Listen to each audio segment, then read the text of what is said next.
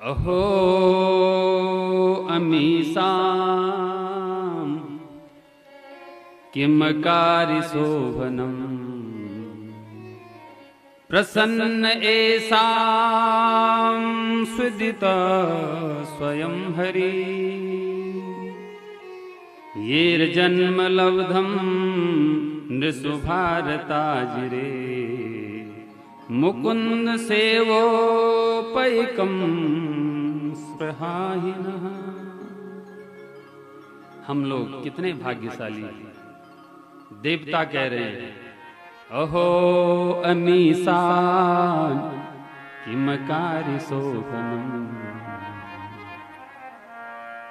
प्रसन्न एषां सुदितं स्वयं हरि।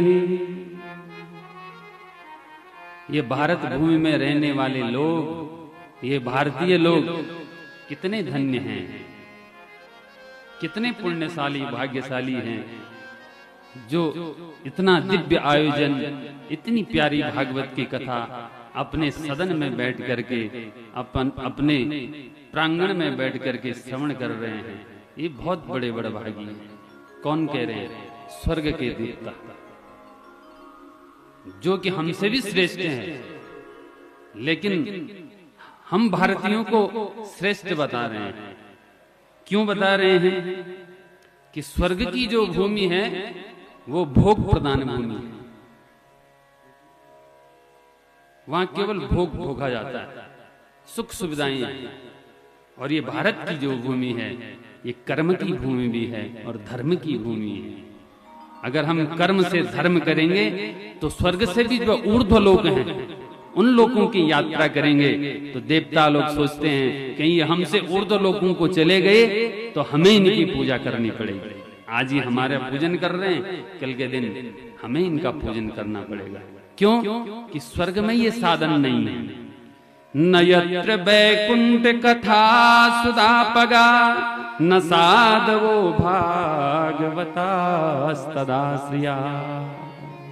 न ऐसी दिव्य भागवत की कथा वहां सुनने को मिलती है, न वहां संतों के दर्शन होते हैं, न वहां यज्ञ हवन पूजा पाठ कुछ नहीं होता है।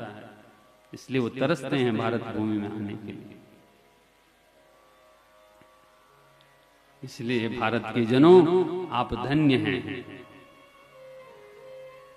भगवान के जितने भी अवतार हुए हैं, शास्त्रों के आधार पर 24 अवतार हुए हैं, वो सब भारत भूमि में ही हुए।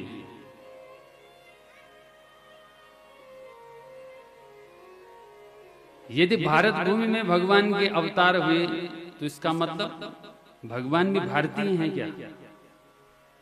भारत भूमि में हुए तो भारतीय ही हुए। तो फिर भगवान को जगन्नाथ क्यों कहा जाता है? जगदीश क्यों कहा जाता है? जगदीश मतलब जो जगत का ईश है, जो संसार का स्वामी है। अब संसार में तो बहुत से देश आते हैं, इंग्लैंड है, अमेरिका है, स्विट्जरलैंड है, न्यूजीलैंड है। वहां भगवान के अवतार क्यों नहीं हुए? भारत भूमि पर ही क्यों हुए?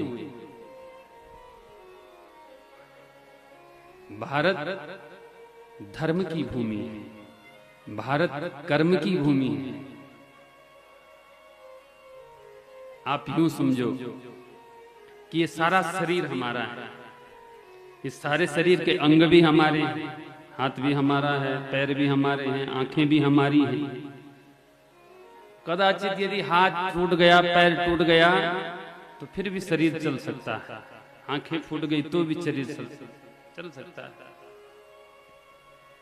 और यदि हृदयाघात हो जाए, हार्ट अटैक आ जाए, तो चाहे तुम पैर से ठीक हो, हाथ से ठीक हो, आंखों से ठीक हो, यदि हृदय गति रुक गई तो सारा शरीर किसी काम का नहीं है। उसी प्रकार से ये सारा संसार भगवान का ही विराट वपु है, लेकिन जो भारत देश है वो भगवान का हृदय है। और अंग टूट जाते हैं तो शरीर चल पड़ता है, हृदय गति रुक जाती है तो फिर शरीर चलने लायक नहीं रहता है। इसीलिए इस विराट स्वरूप भगवान का जो है वो भगवान जगन्नाथ है, उन्हीं का स्वरूप सारा है, सभी देश उन्हीं के हैं, लेकिन भारतवर्ष उनका हृदय है। और इस भारत भूमि पर ये धर्म की धड़कन धड़कती रहेगी तो पूरे विश्व में धर्म की ध्वजा फहराती रहेगी। और जिस दिन भारत भूमि से धर्म ही चला गया तो सारे देश धर्महीन दिशाहीन हो जाएंगे। इसीलिए भारत भूमि में भगवान आते हैं। परित्राणाय साधूनां विनाशाय च दुष्कृताम्।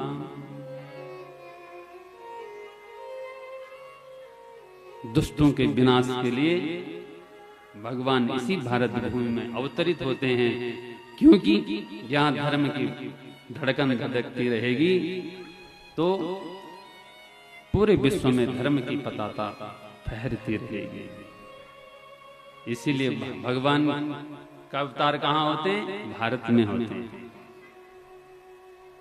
तो देवता लोग भी आज आपकी पुण्यों की सराहना कर रहे हैं कि ये भट्ट परिवार कितना पुण्यशाली है कि जो अपने पितरों के निमित्त ये दिव्य भागवत कथा रस प्रवाह आपके अपने इस दिव्य प्रांगण में बैठ करके सुन रहा है। कितने भाग्यशाली हैं।